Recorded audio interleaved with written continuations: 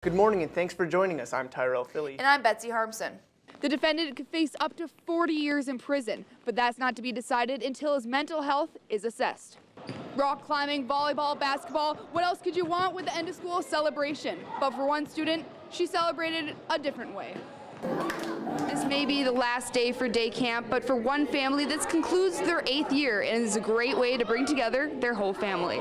Creating a bee-friendly community doesn't just involve insects and hives, it also involves people and growing interest for these pollinators. Jeff created the logo for Fargo Pinball, but also had his class create a Kickstarter video that would help launch the Brooks Brothers business. Allison, emergencies happen when you least expect it. Things go wrong and all of a sudden you find yourself in the hospital, possibly needing a blood transfusion. During the summer months, this could become a problem. With donors vacationing, blood supplies are low. That could mean the difference between life and death, and a Fargo man knows this all too well. Meet Vince Yolstead. He's alive today because of blood donations, 55 units to be exact. To think that I received probably 5 to 5.5 times the entire capacity of my body is a bit amazing to me.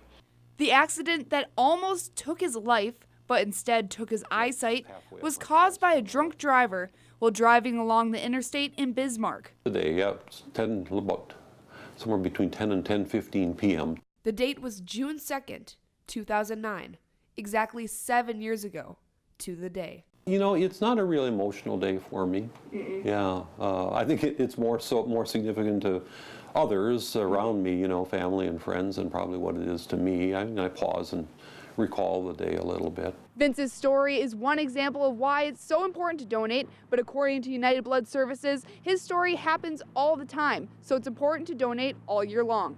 20 to 30% of donations during the school year come from colleges and high schools. So when summer vacation hits, donations take a nosedive. We're really hoping that we can get the word out that we need new donors to come in. It's a simple process and it's something that they'll save up to 3 lives with every donation. So if you have some free time this summer, think about donating, because your blood might be the difference between life and death. Had that blood not been available, I would not have survived. It is very touching when I think about everything that had to go on, literally in the background, to make all of that available at that point in time. United Blood Services says that they are in need of the universal blood type O negative and O positive. For donors that come in now through June 30th, they will receive a free t-shirt for their time. Betsy Harmson, KVRR News. It started as the kind of day someone might sleep in late for, especially on a Saturday. But a special occasion brought some color to the damp streets of downtown Fargo, and the color was pink. The Women's March on Washington took to Fargo, starting at the Revlin Gallery on Broadway and marching down to NP Avenue. The marchers protested the Trump administration through chants, "We go high!" signs, and speeches. I told the police department we'd have about 250. So thank you for showing up for this in the spirit of democracy to support women's rights. But for a smaller group, they protested through knitting. Oh, I like this hot pink yarn. A few months ago, right before the election, an 11-year-old tape was leaked by Access Hollywood that caught President Trump talking about a female reporter in derogatory terms. And the language makes a lot of my friends, a lot of women my age at least, very uncomfortable because that's very coarse language. And we just don't say things like that.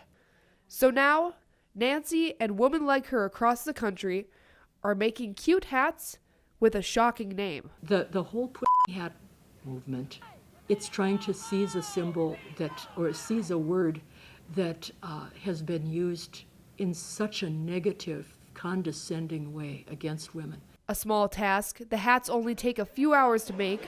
And I brought several others for other people today as well. For a big impact. The goal? To try and knit enough hats so every marcher could wear one in Washington. But in Fargo, Nancy ran into a little roadblock. We drained Fargo's supply of pink yarn. Put out of business momentarily, Nancy was only able to make 12 hats for the marchers. But I knitted so many that I just kind of have kept on going. With the Trump administration, these protesters are nervous what's to come. They take to the streets, Nancy takes to the yarn. But they all come together for something they believe in. Betsy Harmson, Campus News.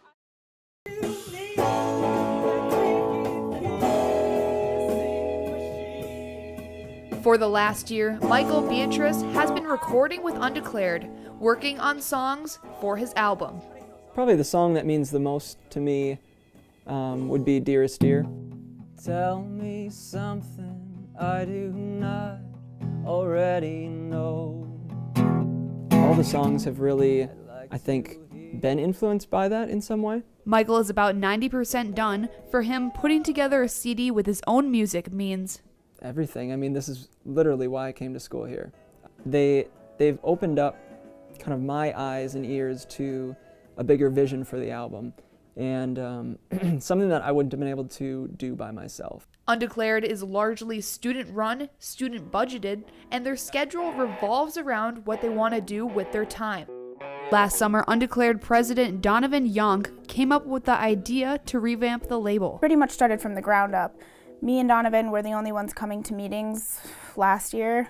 We just kind of got brought onto the board, and then Undeclared Records was kind of like his baby, and he brought it to where it is now.